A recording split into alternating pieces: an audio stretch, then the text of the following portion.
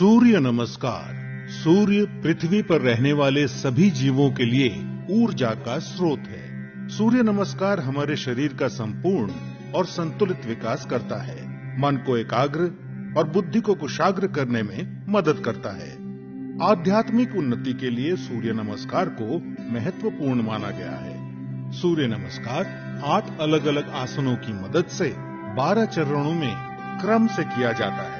सूर्योदय और सूर्यास्त के समय इसे करना ज्यादा फायदेमंद होता है।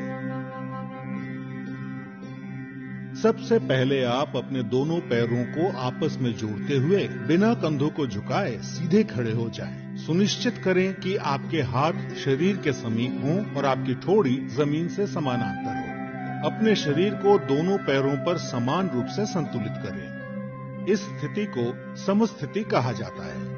पहले चरण को करने के लिए सांस लेते हुए अपने दोनों हाथों को आपस में जोड़ें और अपनी छाती के समीप नमस्कार मुद्रा में ले आएं। इसे प्रणाम आसन कहा जाता है। अब सांस छोड़ें। दूसरे चरण में धीरे धीरे सांस अंदर लेते हुए अपने शरीर को कमर से ऊपर की ओर खींचें और अपने दोनों हाथों को अपने सर के ऊपर ले जाते हुए अपने सर और कमर को पीछे की ओर झुकाएं।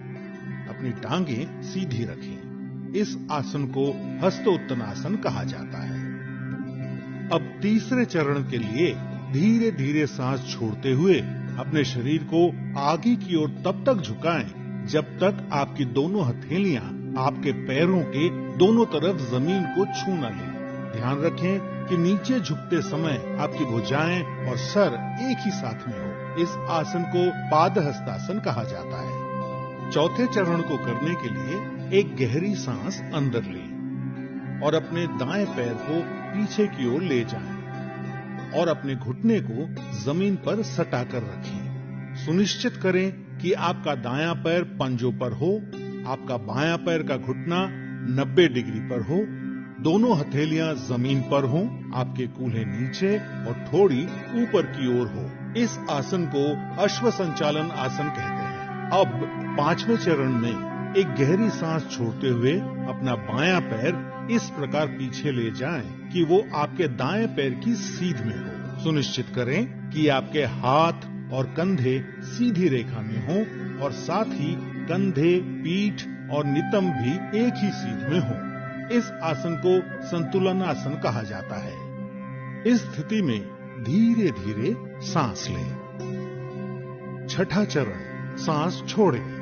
अब अपने दोनों घुटनों को एक साथ जमीन पर रखें और अपनी छाती और माथे को भी जमीन पर रखें। सुनिश्चित करें कि आपके कूल्हे ऊपर की ओर और आपकी कोहनियां आपके शरीर के समीप हों। इस आसन को साष्टांग नमस्कार आसन कहा जाता है क्योंकि आपके शरीर के 8 अलग अलग अंग जैसे दोनों पांव के पंजे, दोनों घुटने, दोनों हथेलियां, छाती और माथा जमीन को छूते हैं। ध्यान रखें कि आपके शरीर का वजन 8 अंगों पर सामान्य रूप से वितरित हो। अब 7वें चरण के लिए सांस अंदर लेते हुए अपनी श्रोणी यानी पेल्विस को नीचे लाते हुए अपने सर और छाती को आगे की ओर सरकाएं और अपने शरीर के ऊपरी हिस्से को नाभि तक उठाएं। सुनिश्चित करें आपके पैरों के पंजे बाहर की ओर और टांगे सीधी हों।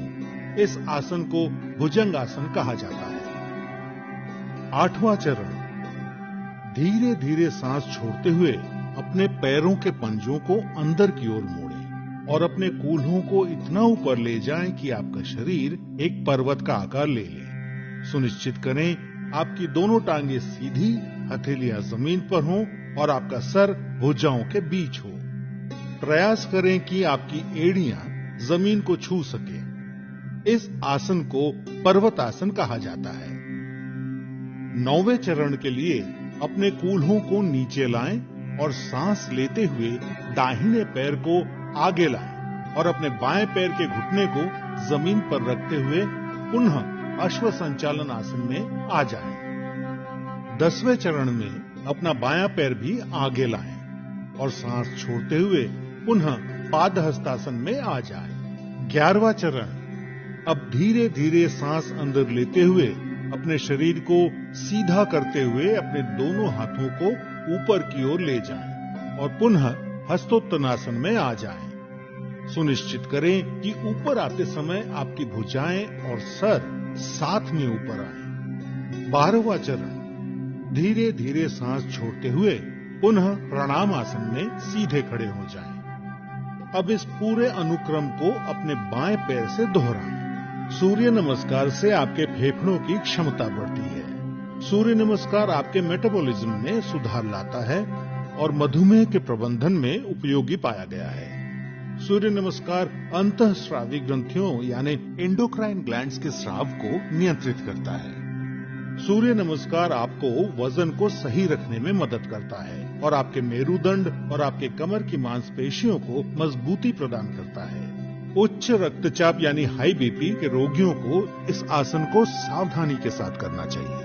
हर्निया और पेप्टिक अल्सर के रोगियों को सूर्य नमस्कार नहीं करना चाहिए। सायटिका, सर्वाइकल स्पॉन्डिलाइटिस और अक्यूट आर्थराइटिस के रोगियों को भी सूर्य नमस्कार नहीं करना चाहिए। महिलाओं को मासिक धर्म के समय और गर्भावस्था में सूर्य नमस्कार नहीं करना चाहिए। नियमित रूप से सूर्य नमस्कार का अभ्यास आपके शरीर को विषाक्त पदार्थों से मुक्त यानी डिटॉक्स करता है और आलस को हटाकर पूरे शरीर को सक्रिय करता है।